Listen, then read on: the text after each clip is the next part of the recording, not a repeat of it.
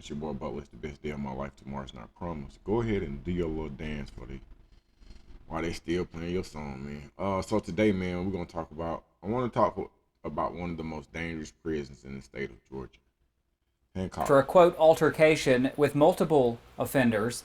That's according to the Georgia Department of Corrections. They say Andre Weems died on Tuesday following the incident and that his death is being investigated by the GDC's Office of Professional Standards. That's all the information we have at this time. They say Weems was serving life with parole for murder out of Clayton County. And new this midday, a Hancock State Prison inmate is dead after a stabbing yesterday.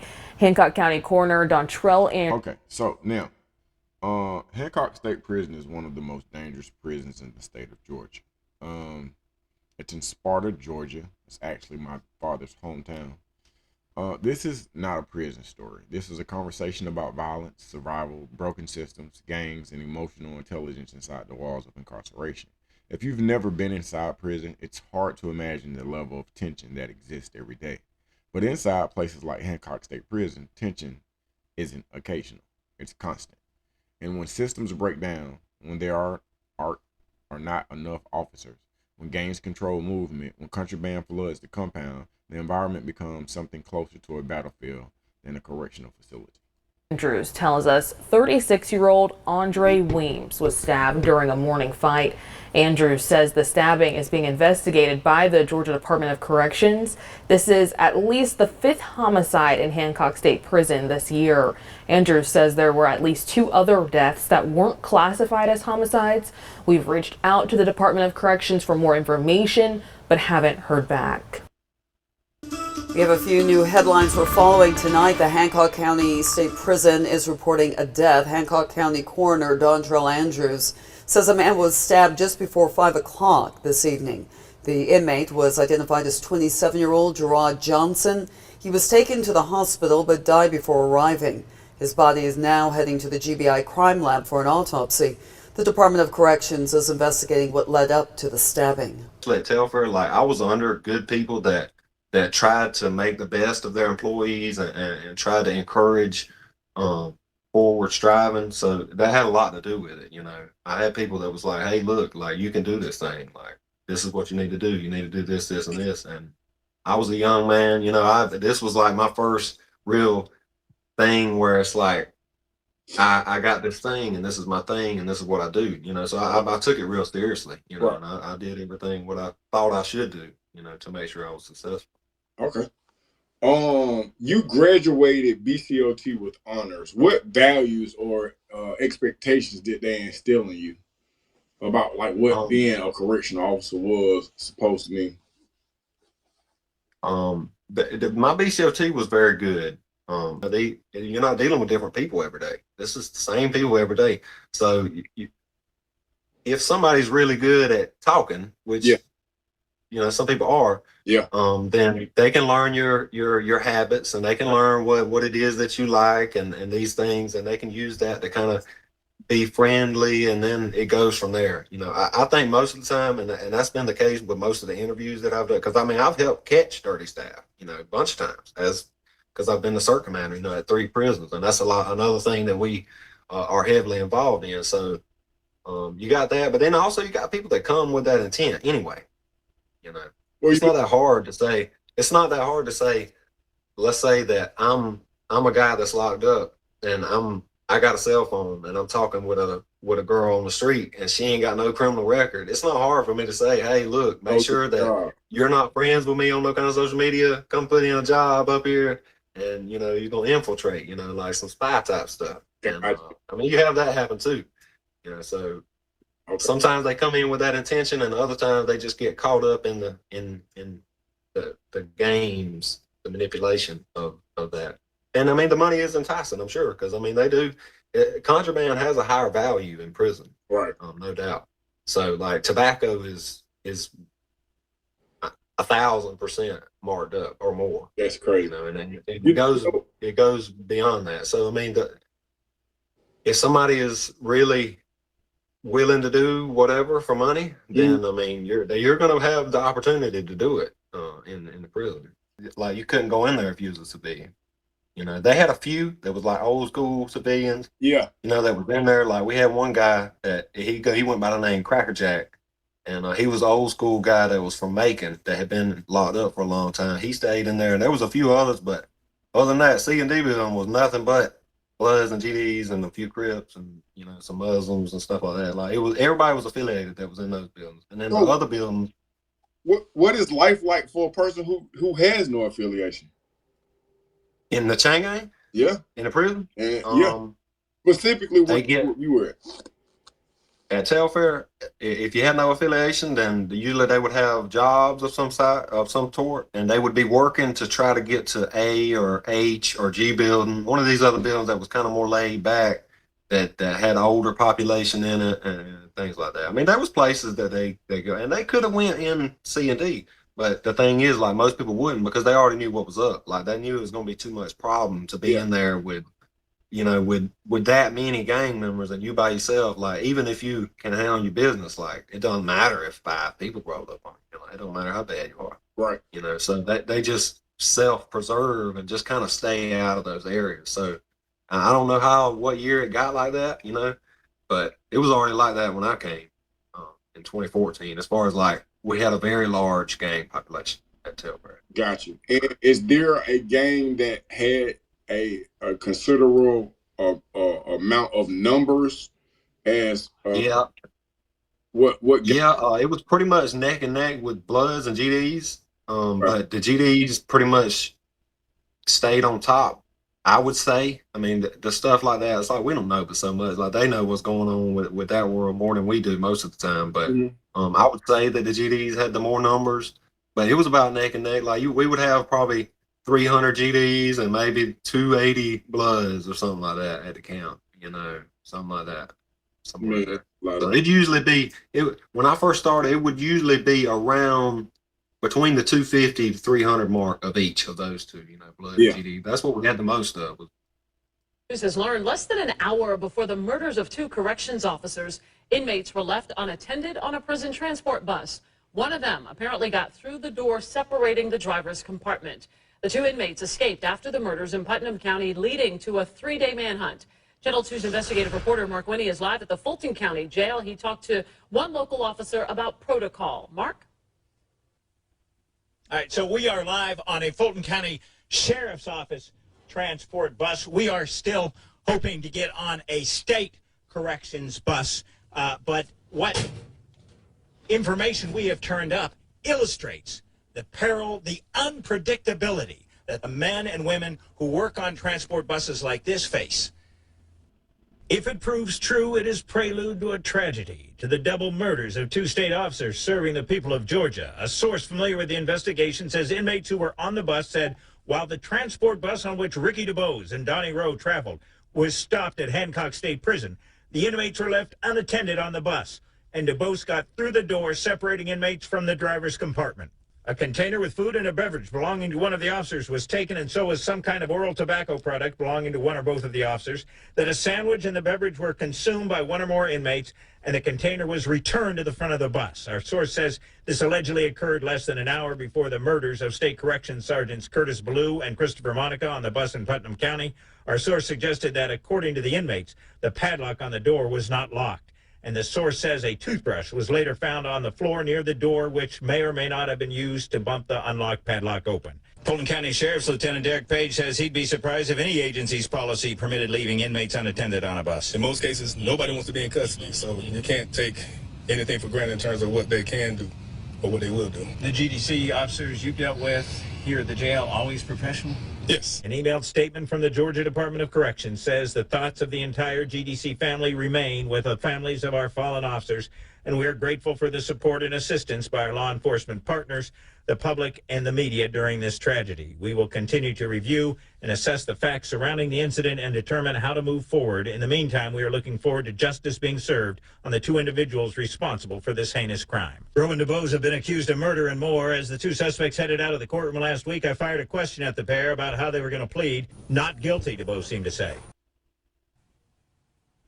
And Lieutenant Page, we want to underscore, not a state officer. We interviewed him as a corrections professional, but he says when he heard about what happened to those 2 officers, he was extremely hurt. Now, we are hoping to see the state corrections policy in the days to follow.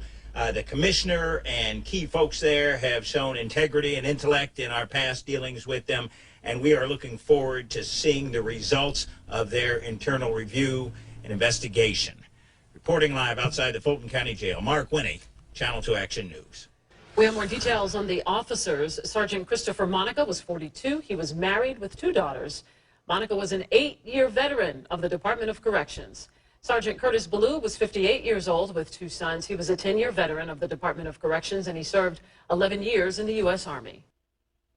A new federal investigation is revealing Georgia's inmates are facing deadly consequences. The state has the 4th largest prison population in the country with nearly 50,000 people. Since 2020, there have been more than 1,700 prison deaths. 21 have been reported this year, and an estimated 70% of those deaths are due to homicide. But the cause of death is listed as unknown or pending because the Georgia Department of Corrections rarely releases detailed information. According to the Justice Department's findings, emergency medical teams report an average 30-minute delay reaching patients due to security and staffing issues. The report cites cases where people were found hours after dying or were left to care for their own severe injuries. One man was found dead from dehydration. No one entered his cell for 2 days. It could be better if the system would do better.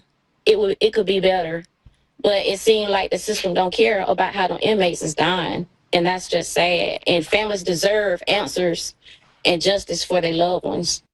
The Justice Department's investigation found violent incidents are often underreported due to lack of staff supervision. This report comes after several inmates died in local prisons within the last couple of months. Hancock prison inmate Jalen Bell died earlier this month after being stabbed by a cellmate. In late January, 55-year-old Stephen Wood died after he was attacked by an inmate at Hancock State Prison. And just days before that, 3 inmates died after a series of fights at the Washington State Prison.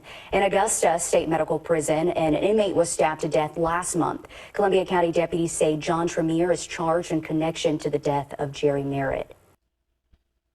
We have a few new headlines we're following tonight. The Hancock County State Prison. Hancock State Prison sits in the rural Georgia in the small town of Sparta. It houses hundreds of inmates serving long sentences, many convicted of violent crimes. Facilities like this are supposed to maintain strict security.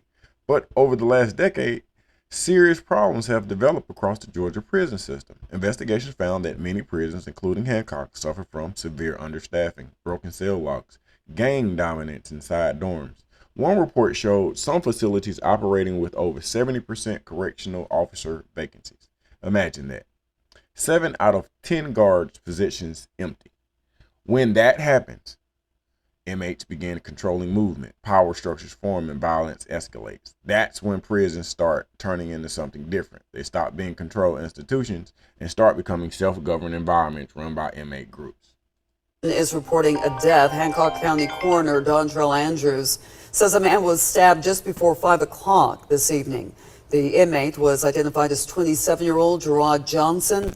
He was taken to the hospital but died before arriving. His body is now heading to the GBI crime lab for an autopsy.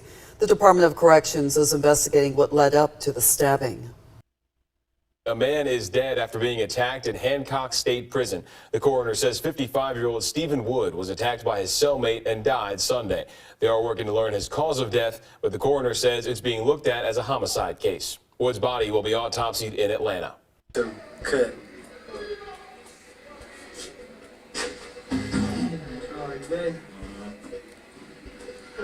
Boys.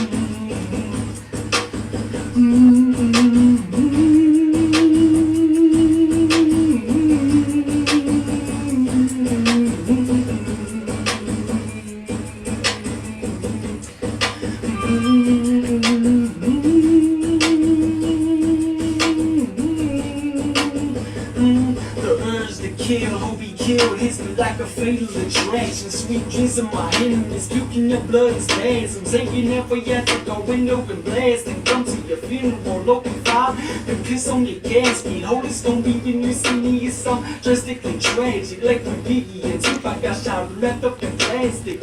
So why you relaxing? Keep baking, laughing, I'm creeping like that shadow over there with that 44 Magnum. Need your brains sagging in front of your bitch and your kids. Kill them motherfuckers too, so there be no witnesses. It's not a motherfucking event, leave no evidence. Leave no traces, at least back to me. That lazy lost in this, and I don't need no accomplice. I do this shit on my own. Kill a snitch, red bitch, quicker than face a capone. Before the police catch me, I put that thing in my dome. Blow my own fucking brains as the devil welcomes me home.